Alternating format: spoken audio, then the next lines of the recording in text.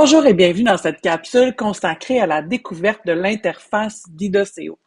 Dans cette capsule, on va explorer ensemble les éléments essentiels du menu et du carnet de notes pour bien comprendre comment l'application est organisée.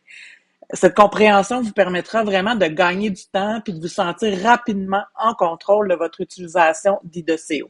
Donc, tout d'abord, on va explorer le menu principal. Donc, lorsque vous ouvrez Idoceo, vous arrivez sur ce qu'on appelle le menu principal et souvent, on l'identifie là, par son apparence grisée. Donc, c'est gris. Et c'est ici là, que vous allez pouvoir c'est là les éléments de configuration globaux de votre application. Donc, c'est ici qu'on va créer nos classes, par exemple, les types de notes ou les rubriques donc que vous allez utiliser dans vos évaluations. C'est ici que ça va se passer. Donc, on a les types de notes, les rubriques. Et c'est ici aussi que vous avez accès à l'ensemble des ressources, donc l'ensemble des traces d'apprentissage que vous avez collectées. Et finalement, vous avez différents paramètres ici, donc les réglages où vous allez configurer votre sauvegarde automatique, la connexion avec votre Google Drive, l'intégration à Google Classroom et les paramètres là, de sécurité que vous allez voir que vous avez vu dans une capsule précédente, donc pour respecter la loi 25.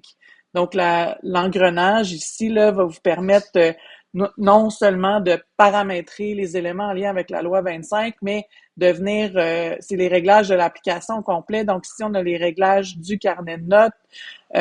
On a pour paramétrer l'horaire et les paramètres réservés ici. Donc, vous avez les paramètres de Google Classroom. Donc, c'est vraiment les réglages de l'application au complet.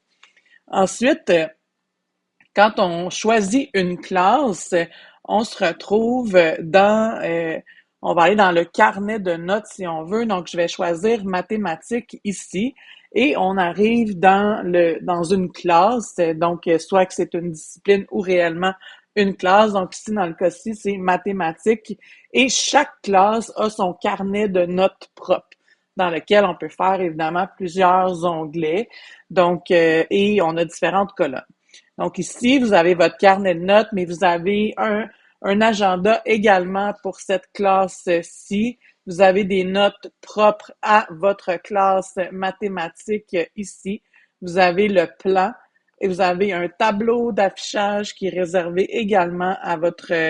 Donc là, vous avez différents outils ici. Vous avez un résumé des activités qui s'est fait dans la classe. Donc ici, là, on parle surtout de votre classe que vous avez choisi mathématiques. Donc, par exemple, si je choisis français, j'ai un tout autre environnement. Donc, j'ai mon carnet de notes français, mon agenda français, les notes par rapport à français, mon plan de classe par rapport à français et mon tableau d'affichage qui est en lien avec cette discipline. Donc, pour revenir en arrière, là, je fais tout simplement cliquer sur arrière et vous avez accès, là, par exemple, quand je suis sur une classe, j'étais sur mathématiques et on est dans le carnet de notes et vous avez l'ensemble des outils là, qui s'affichent en haut pour le carnet de notes. On verra ça un peu plus loin. Donc, dans le menu de gauche, là, vous pouvez, comme je vous le disais, revenir en arrière. Et souvent, généralement, ce qu'on retrouve là, dans le menu principal, ce sont ces éléments. Mais si vous cliquez ici là, sur l'icône en haut, vous pouvez venir changer l'affichage de votre barre de gauche. Donc, vous pouvez, par exemple, si vous voulez avoir accès au calendrier, vous pouvez l'épingler. Moi, de mon côté, là, j'ai épinglé les éléments dont je me servais le plus souvent, c'est-à-dire classe. Ça, c'est vraiment important que vous l'ayez épinglé. Et le type de note également. Notes de toutes vos classes en même temps au même endroit. Donc, vous pourriez venir épingler notes.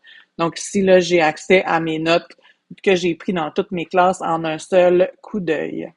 Donc, on revient à classe. Donc, c'est vraiment l'interface d'Idoceo. Donc, vous comprenez maintenant qu'il y a un menu principal et quand on clique sur une classe, vous voyez que la barre de gauche, elle est changée et que la discipline s'affiche en haut. Donc, si je choisis français, vous voyez que là, maintenant, c'est rouge. Donc, je sais très bien là, que je suis dans une classe comparativement à mon menu principal qui est vraiment toujours gris. Donc, j'espère que ça vous aide à mieux naviguer dans l'application IDECO. Merci.